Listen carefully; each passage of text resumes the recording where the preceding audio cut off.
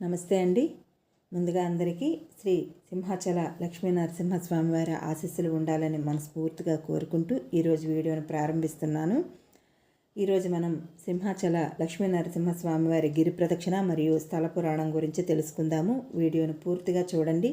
మీకు నచ్చితే లైక్ చేయండి. ఎవరైనా కొత్తగా ఈ వీడియోను చూస్తూ ఉంటే కనుక మన ఛానల్ని సబ్స్క్రైబ్ చేసుకోండి.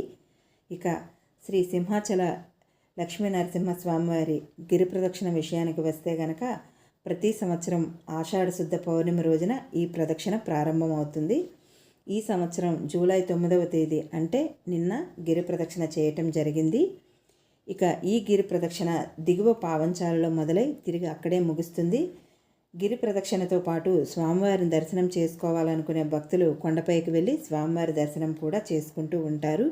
ఇక ఈ ప్రదక్షిణ మనం చేసిన పాపాలు తొలగి పుణ్యం ప్రసాదించమని స్వామివారి ఆశీస్సులు కలగాలని భక్తులు నమ్మికతో ఈ ప్రదక్షిణలు చేస్తూ ఉంటారు. ఇక స్థల పురాణం గురించి తెలుసుకుందామండి.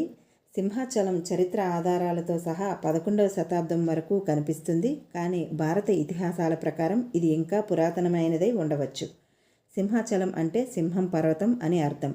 ఇక్కడ శ్రీ మహావిష్ణువు దశావతారాలలో 4వదైన లక్ష్మీ నరసింహ అవతారమూర్తిగా వెలిశాడు. ఇతిహాసం ప్రకారం రాక్షసరాజు హిరణ్యకశిపుడు విష్ణువుకు బద్ధవైరి.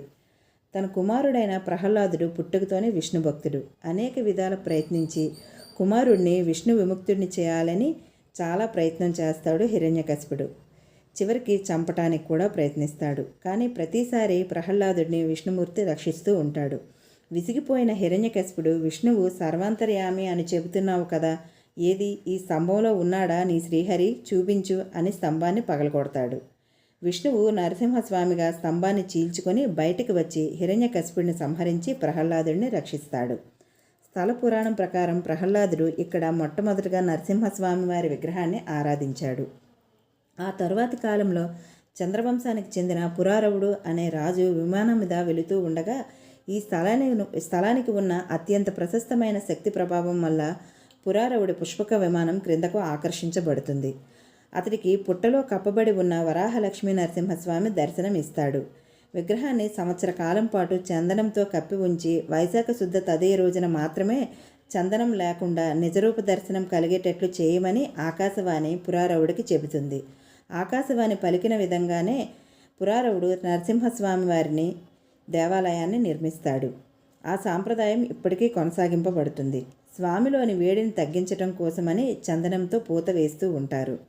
వరాహం నరుడు, సింహం రూపాలు కలిపిన ఈ నరసింహుని అవతారం నిజరూపంలో వరాహం తల, సింహం తోక కలిగిన మనిషి శరీరంలో ఉంటుంది. మిగిలిన సమయంలో చందనంతో కప్పబడి లింగాకృతిలో స్వామివారు నిత్యం మనకు దర్శనమిస్తూ ఉంటారు.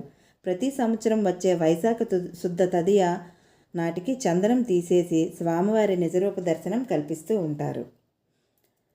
ఆ రోజే స్వామివారి చందనోత్సవం అని కూడా చెప్తూ ఉంటారండి. ఆ రోజు కూడా స్వామివారి చందనాన్ని ఒలిచి భక్తులకి ప్రసాద రూపంలో అందిస్తూ ఉంటారు.